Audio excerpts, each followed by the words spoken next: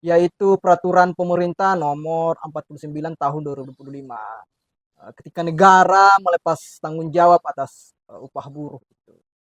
Nah, kalau kita lihat mulai dari satu fakta dasar, itu data menunjukkan menurut Badan Pusat Statistik tahun 2024, itu lebih dari 60% pekerja Indonesia menerima upah di bawah kebutuhan hidup layak, termasuk upah real buruh manufaktur yang sangat stagnan, bahkan menurun jika disesuaikan dengan inflasi pangan dan perumahan. Terus kenaikan upah minimum rata-rata itu tidak pernah mengejar kenaikan harga beras, kontrakan, dan transportasi. Nah, dalam kondisi seperti itu, negara seharusnya memperkuat perlindungan upah. Namun yang terjadi justru sebaliknya. Pemerintah malah menerbitkan peraturan pemerintah nomor 49 itu tahun 2005, sebuah regulasi yang kupikir secara sistematis itu menurunkan peran negara dalam menjamin upah buruh.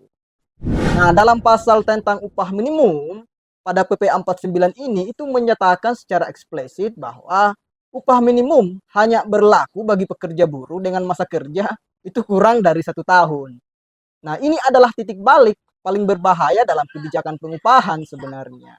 Sebelumnya, upah minimum kan dipahami sebagai jaring pengaman atau standar dasar hidup atau batas bawah yang tidak boleh dilanggar. Nah, kini kan melalui PP 49 ini, upah minimum itu diturunkan statusnya menjadi upah pemula. Jadi artinya, buruh yang sudah bekerja 2 tahun atau 5 tahun bahkan 10 tahun tidak lagi dijamin oleh negara. Jadi negara di sini posisinya mencuci tangan setelah tahun pertama. Padahal kan data organisasi buruh internasional itu menunjukkan mayoritas buruh Indonesia itu tidak pernah mengalami kenaikan upah secara signifikan setelah tahun pertama bekerja. Nah, di dalam PP 49 ini justru justru melegalkan stagnasi itu.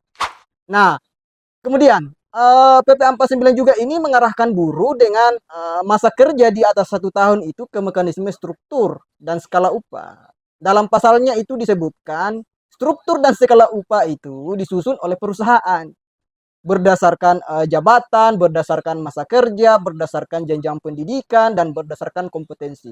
Dan wajib diberitahukan kepada pekerja.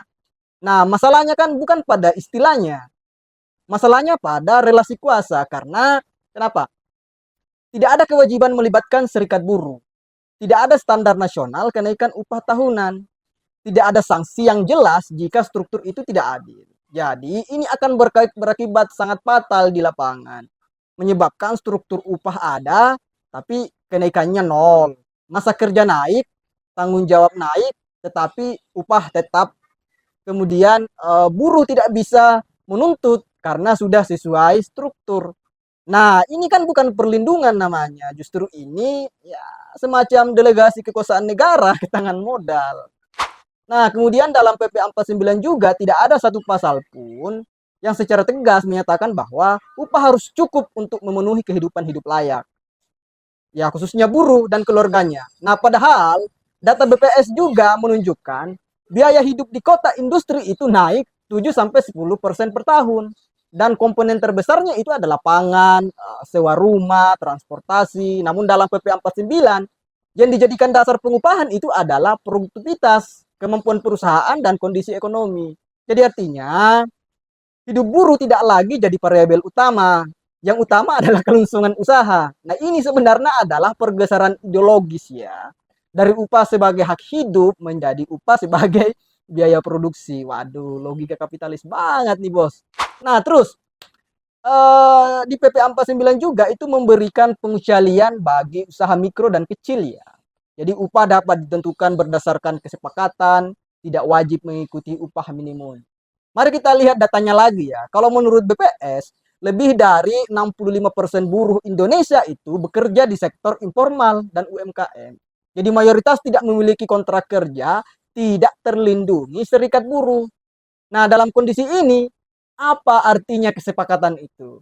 Nah, ini kan bukan negosiasi, itu penerimaan paksa. Nah, PP 49 ini secara sadar melegalkan upah rumah untuk mayoritas buruh Indonesia. Nah, kemudian mari kita bandingkan ya.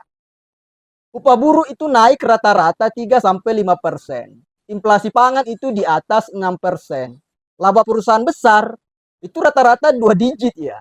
Kemudian dividen dan insentif pemilik modal itu selalu meningkat. PP 49 itu tidak menyentuh pembatasan rasio upah direksi persus buruh atau kewajiban kenaikan upah tahunan real atau jaminan daya beli buruh. Yang disentuh justru ya fleksibilitas upah, kepastian usaha, stabilitas investasi. Nah, di sini sebenarnya pesannya sangat jelas. Yang harus menyesuaikan diri adalah buruh, bukan modal. Wah, ini kan sangat berbahaya. Nah, kemudian PP 49 tahun 2025 juga bukan kebijakan netral kalau saya melihatnya. Ia mengurangi peran negara, ia memperlemah posisi tawar buruh, ia menormalkan upah murah, dan ia menjadikan kemiskinan buruh sebagai resiko pribadi. Nah, ini kan bukan reformasi pengupahan ya, ini normalisasi eksploitasi melalui hukum. Jadi, mari kita ajukan satu pertanyaan yang sederhana. Jika buruh bekerja penuh waktu, bertahun-tahun, tapi tetap miskin, apakah itu kegagalan individu atau kegagalan negara? PP 49 menjawab dengan jelas, negara memilih menjauh. Dan selama negara berdiri di atas modal ya, daripada dengan buruh, maka konflik perburuhan bukan anomali, melainkan konsekuensi yang sangat logis dari kebijakan. Terima kasih, saya Puakaso. Silakan tulis di kolom komentar. Bye-bye.